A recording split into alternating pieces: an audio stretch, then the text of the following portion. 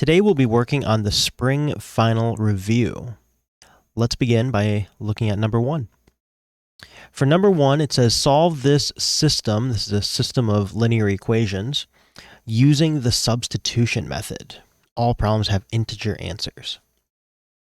So what this tells me to do is solve for one of the variables in one of these equations. And let's start by labeling this is A and this is B.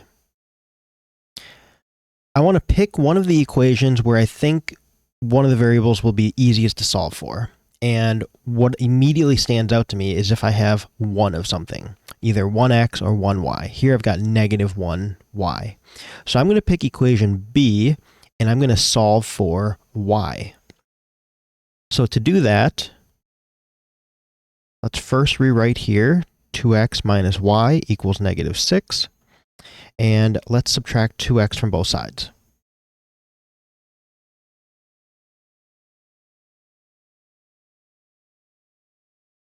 So I've got negative y is equal to negative 2x minus 6, which dividing both sides by negative 1 tells me this is y equals positive 2x plus 6. And in this system, everywhere that I see a y, it is the same as 2x plus 6. So if I go to the other equation now, equation A,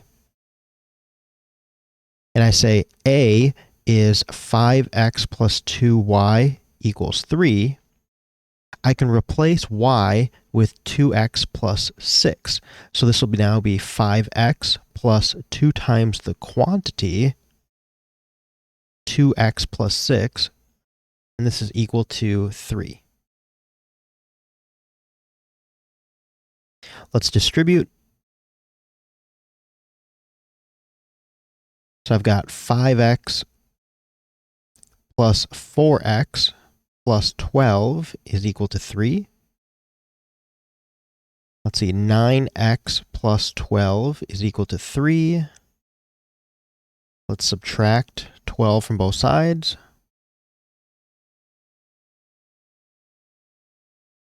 I'll get 9x is equal to negative 9, or x is equal to negative 1. Okay, now to solve for y, let's pick one of these equations and plug in x equals negative 1. So I can go back to, let's do it up here. I can go back to B and say 2x minus y is equal to negative 6. If I plug in negative 1 for x, that'll be 2 times negative 1 minus y is equal to negative 6. This is negative 2 minus y is equal to negative 6. And then let's add 2 to both sides.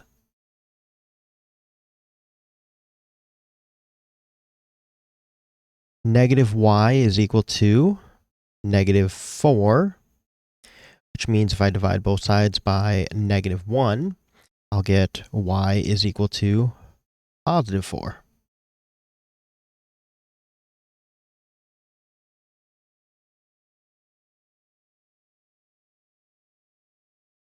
Okay, number 2. Number 2 says solve the system using the elimination method. All problems have integer answers. All right, so the elimination method means I have to stack these equations up and try to get the coefficients on either the x or the y's to be either exactly the same or to be exact opposites. So what I notice, let's call this A and this B, is that I've got negative 3x and 2x, and I've got negative 2y and 3y. So there's no way for me to multiply just one of these equations by some number to match the other. Okay, at least not nicely. So what I'm going to do instead is pick a variable to eliminate. Let's say I want to get rid of the y. If I wanted to get rid of the y, I would need to multiply the top equation by 3, since the bottom equation has 3y. And then I'd multiply the bottom equation by 2, since this has negative 2y on top. So that means I'm going to have 3a and 2b. 3a, multiply everything in a by 3. So I've got negative 9x minus 6y is equal to 3. And then 2b means multiply everything in b by 2. So I'll have 4x plus 6y is equal to 12. And now I can go ahead and either add or subtract these entire equations. Looking at the y's, I've got negative 6y and positive 6y. That's the variable I want to eliminate. Same sign, subtract, opposites add. Meaning, if these are both negative 6, and so negative 6 here, then I would subtract. If they're both positive, positive 6 here, then I would subtract. But if they're opposites, here I've got a negative 6 and here I've got a positive 6, I'm going to add. So adding these together, the y's will subtract out. And I'm left with negative 9x plus 4x. So that's going to be negative 5x is equal to 3 plus 12 is 15. So dividing both sides by negative 5, let's do that here.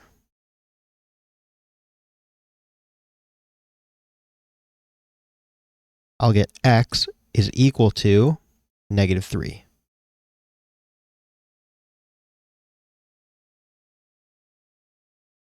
Then once I've solved for one of these, I can go ahead and plug that into one of these equations, whichever one looks easier to work with.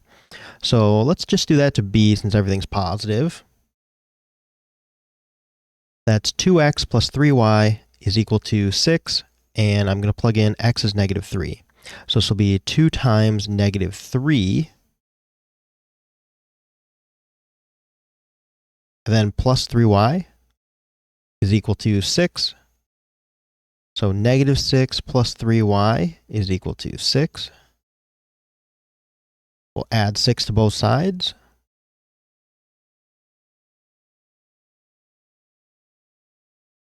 (3y) is equal to 12. And then dividing both sides by 3, I'll get y equals 4.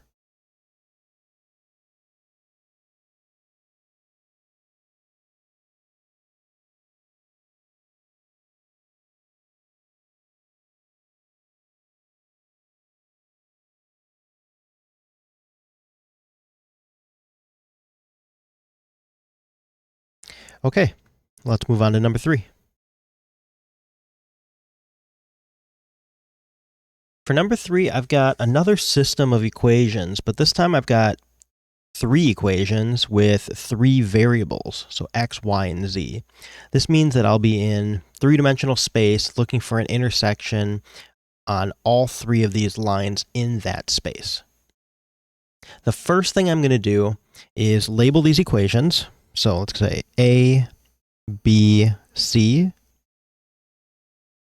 And then I want to pick a combination of these 2 equations. So either A and B, or A and C, or B and C.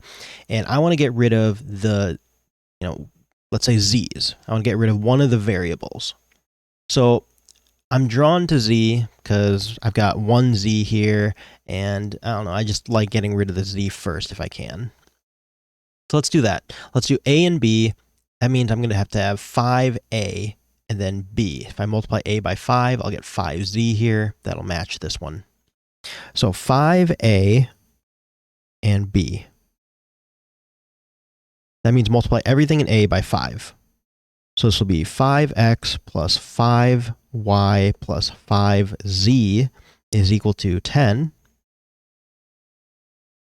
And then b will be exactly as it is. So 2x plus 3y plus 5z is equal to 5. Let's get rid of the z's here. So we'll, same sign, subtract.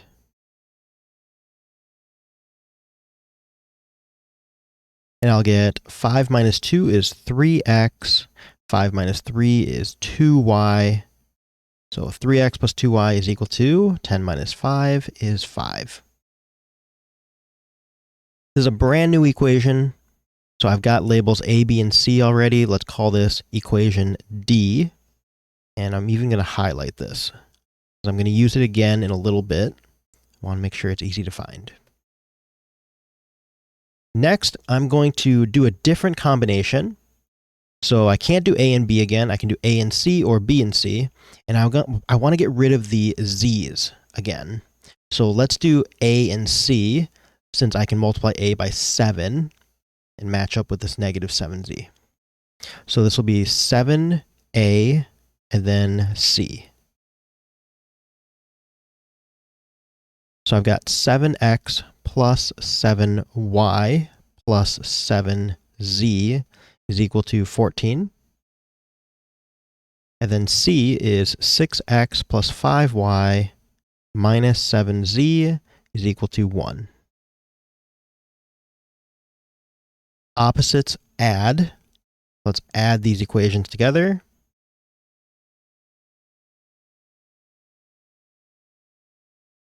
That'll be 13x plus 12y is equal to 15.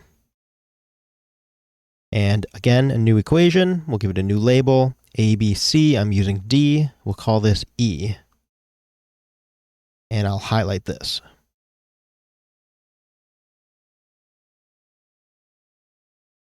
So now I'm going to look at the highlighted equations here, the equations that I found using these combinations AB and AC.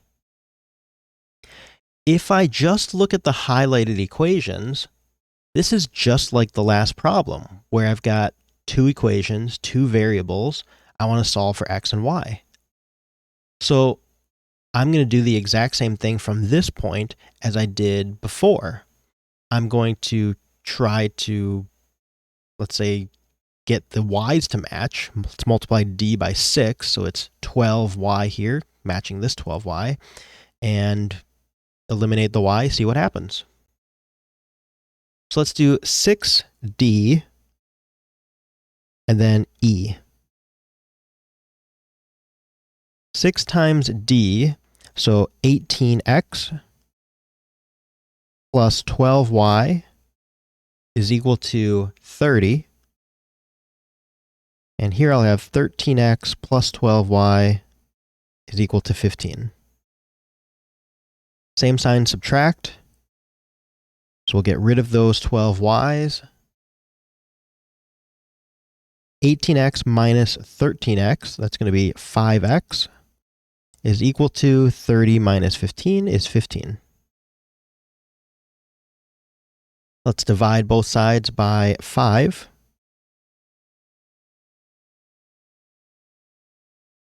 And get x is equal to 3.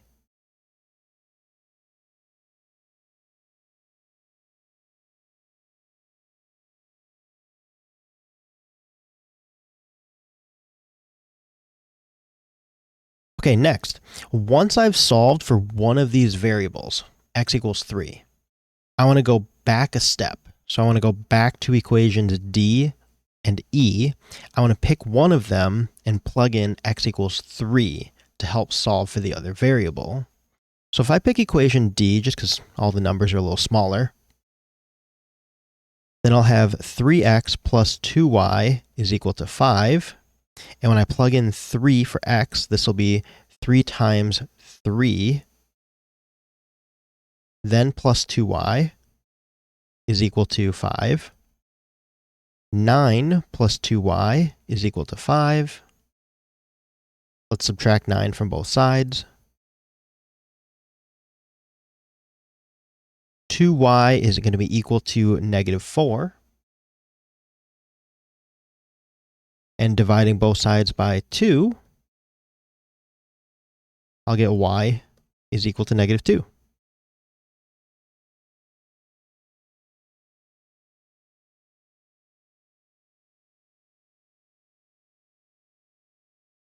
Okay, now I know two of the variables. I know x is 3 and I know y is negative 2.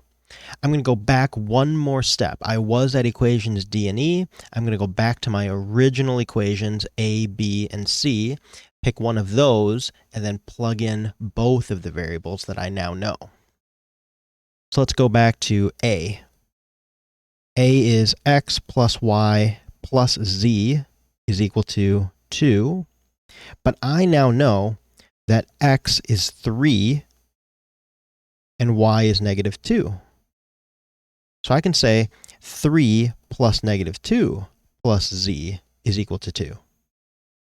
So it'll be 1 plus z is equal to 2. And then subtracting 1 from both sides, I'll get z is equal to 1.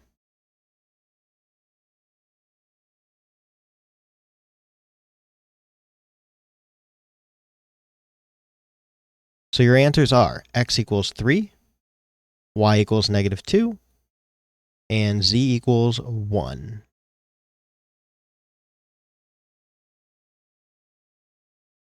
All right, let's go on to the second page. All right, the second page has a lot on limits. Number 4 says estimate the limit as x approaches 1 of 2x plus 3. Okay, then I've got a little bit of a table here. I know that I want to find the limit as x approaches 1. So I'll try direct substitution and see if I get an answer. And sometimes you will, and that will be your limit. Other times you might not get something, but then you try the other things as you approach that, in this case, x is approaching 1. And what you'll find is that the left and the right side might converge to the same spot, but that your limit doesn't exist, or at least when you go to direct substitute, it doesn't exist right there. But that still doesn't mean that the limit doesn't exist. The limit may still exist as long as you converge to the same spot. So let's just try direct substitution.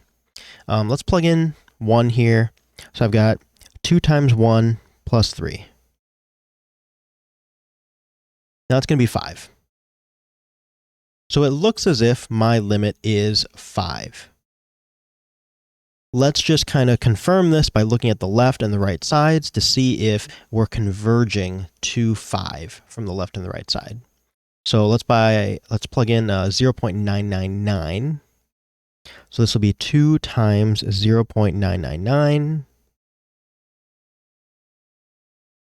and then plus 3.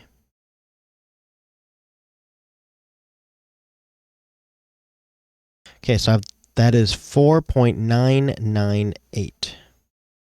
Now what if it's, instead of 0.999, let's take away one of the 9s. That's 4.98, and let's take away another 9. This is 4.8. So it does look like the left side is increasing little by little to get to that 5. Now let's check the right side to see if, this is also approaching 5 as we approach 1. Or is it just going to, do something else? Let's see. So let's plug in 2 times 1.001, and then plus 3. I've got 5.002. Let's try this with 1.01, 5.02, and just 1.1 now, 5.2. So it does look like as I'm going toward the center here for my x values from 0.9 to 0.99 to 0.999, and then from the right side coming in from 1.1 to 1.01 to 1.001, it does seem like the left and the right side are converging to the same spot, which is 5. So the limit as x approaches 1 of 2x plus 3 is 5. Now, some other problems that we're going to be using limits for are to identify slopes at specific points for functions. So number 5 here, I've got the function f of x equals x squared, and I want to find the slope at one specific point. So this point is 3, 9. My x value is 3, my y value is 9, or fancier, using function notation, this would be x is 3 and f of x is 9. Now I want to use this formula. The limit as h approaches 0 of f of x plus h minus f of x all over h. Essentially what I'm doing is I'm taking my point and I'm putting in a second point that's going to be very, very close to this one to try and draw a line between them and then find the slope of that line. And as the distance between these 2 points gets closer and closer to 0, because h is representing the distance between the two of them, then that line should be closer and closer to the true tangent line, finding the slope of this function at this exact point without necessarily needing a second one. All right, so how do I do this? Let's set this up. The limit as h approaches 0 of f of x plus h minus f of x. So this will be the limit as h approaches 0 of f of x plus h. So f of x is x squared, and x is 3. So I'm going to do f of 3 plus h. So that'll be 3 plus h squared. Okay, that'll be the first part. Minus f of x. So x is 3. I could say minus 3 squared, plugging in 3 for my function, but I already know f of x is 9. So we'll just subtract 9. And this is over h. Now you want to continue manipulating this to a point where you're going to divide out an h. So let's see, 3 plus h squared. This is going to be the limit as h approaches 0 of 9 plus 6h plus h squared. If you're not confident doing 3 plus h squared, you can always do it in a box over to the side. Okay, and then I'm subtracting 9. This is all over h. Well, I've got 9 minus 9, so those will subtract out. And you'll notice the numerator, 6h plus h squared, now all the terms that are left have an h in them. So I can pull that h out to the front. I'll say this is the limit as h approaches 0 of h, and then times 6 plus h. This is all over h.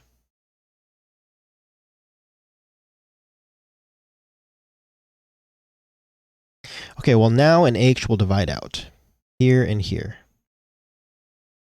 And once you divide an h out, you can go ahead and plug in your h is 0.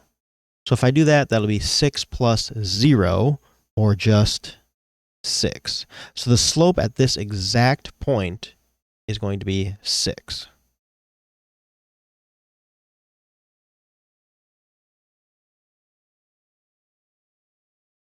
Let's try that same thing for number 6. This function is 1 over x. And here I've got the point 2 and then 1/2. So x is 2 and f of x is 1/2. So the limit as h approaches 0 of f of x plus h. X is 2, so this will be 2 plus h. So this will be 1 over 2 plus h. Okay, and I want to subtract f of x. Well, f of x is 1/2. Now this is all over another h. I want to be able to subtract these fractions on top here. In order to do that, I need a common denominator. So I'm going to multiply this right one by 2 plus h over 2 plus h. And this right one by, or I see this left one by 2 over 2.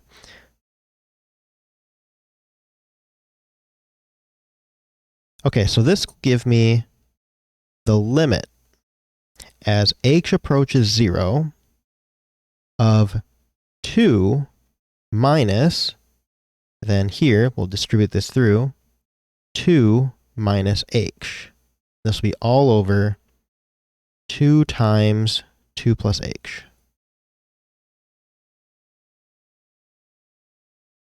Well, 2 minus 2, those will subtract out, leaving me with a negative h.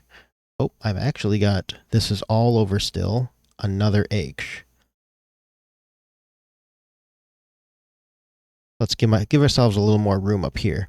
This is the limit as h approaches 0 of negative h over 2 times 2 plus h all over this other h. Now this all over this other h is really h over 1. And I don't want this fraction over another fraction, so I'm going to multiply both of them by the reciprocal of the bottom. So 1 over h, 1 over h. This is just one big special 1, right? 1 over h over another 1 over h is just 1. But the nice part about this is that everything down here is going to divide out. And then for the top, I've got these h's will divide out. And once we divide everything, or once we divide out an h, then I can go ahead and plug in 0 for the remaining ones. So this is the limit as h approaches 0 of negative 1 over 2 times 2 plus h. Plugging in 0 for this h, I've got negative 1 over 2 times 2 plus 0. 2 times 2 is going to be 4. This is negative 1/4.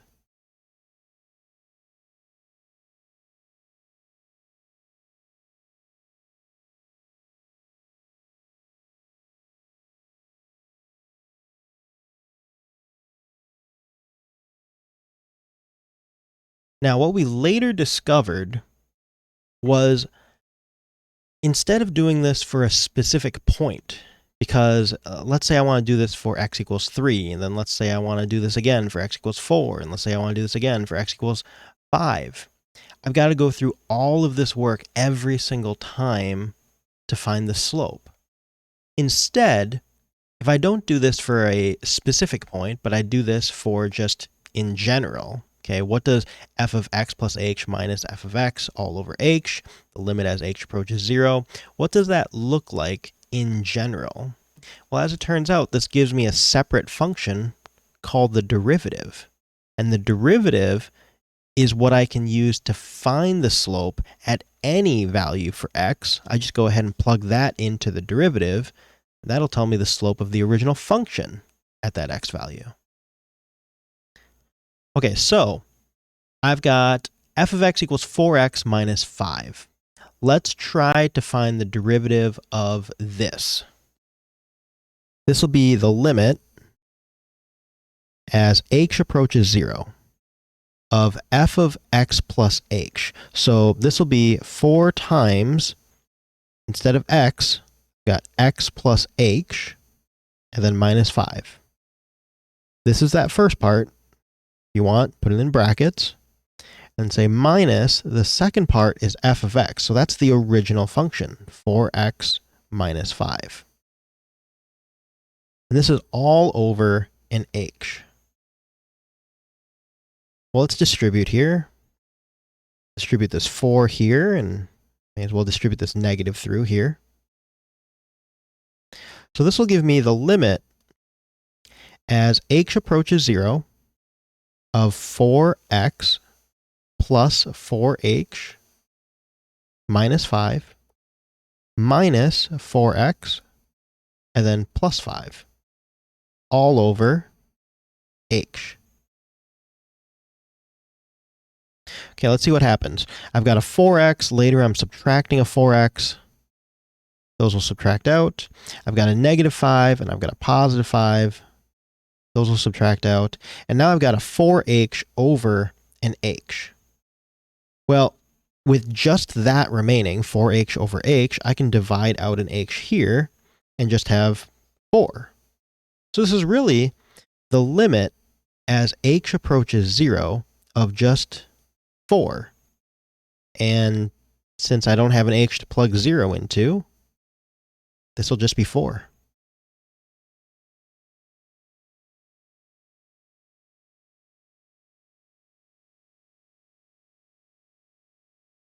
All right, what about this one?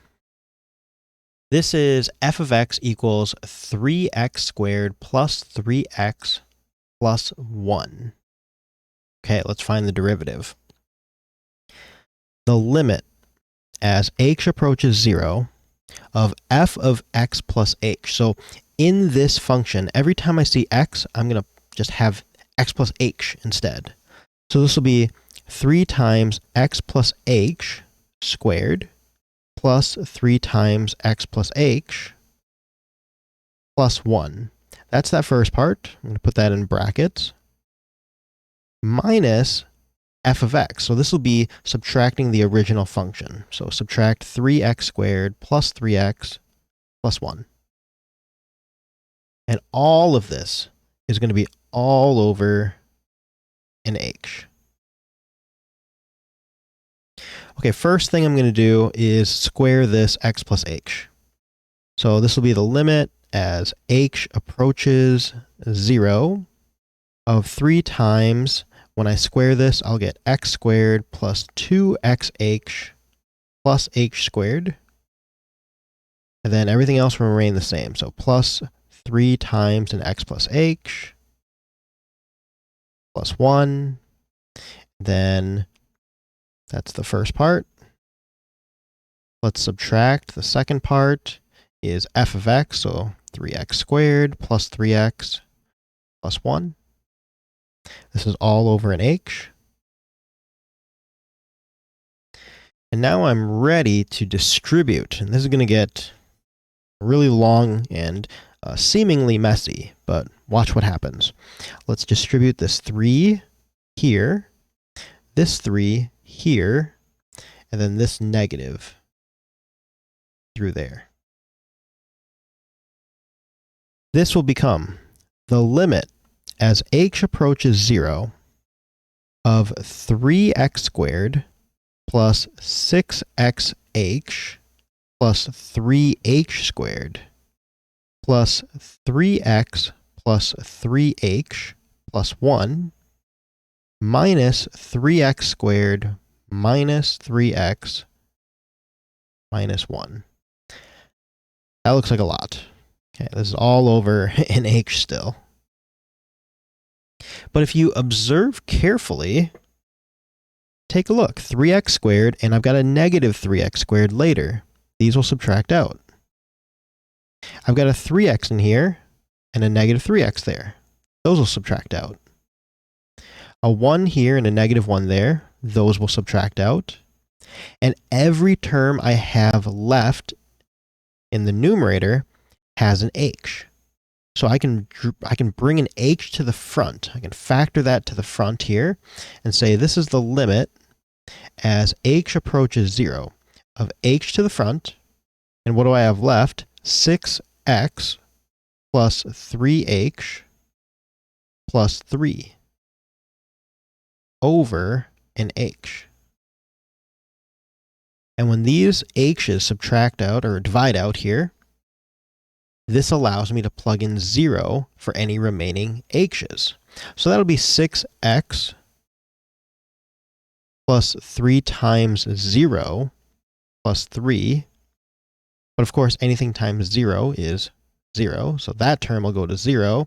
I'm left with 6x plus 3. And that is your derivative.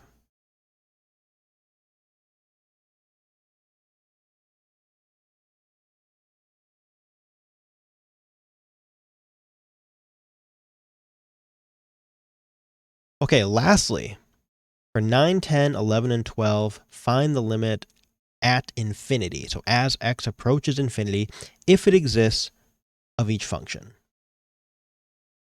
So what you want to do is, for each of these terms, you want to look at your powers of x in the numerator and compare that to the denominator. If if the power of x in the numerator is greater than the bottom, so in other words, the top is bigger than the bottom, then the limit does not exist. If the opposite is true, if the numerator is less than the denominator, or the top is less than the bottom, then that's going to go to 0. And if they're equal to each other, say you both have an x to the fourth on top and an x to the fourth on the bottom, then you want to look at the leading coefficient and take the ratio. So for number 9, I don't see an x on top here, but I see an x on the bottom. So this one portion, this one part will go to 0, and I've still got minus 2. So 0 minus 2, this is going to go to negative 2.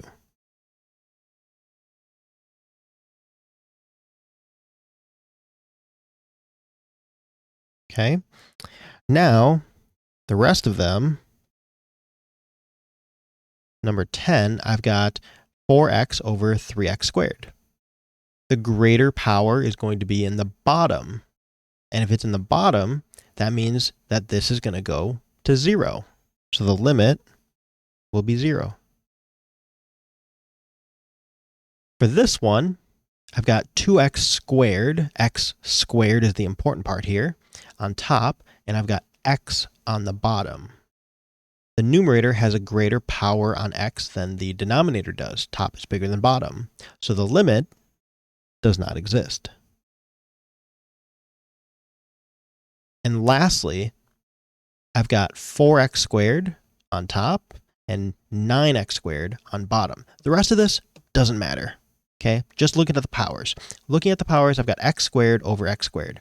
They're exactly the same.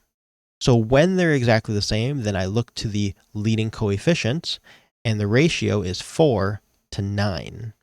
So this limit is going to go to 4/9.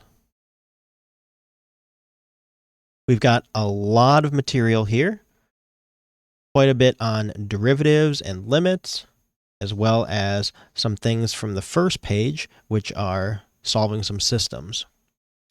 Please study for the exam, and if you have any questions, let me know.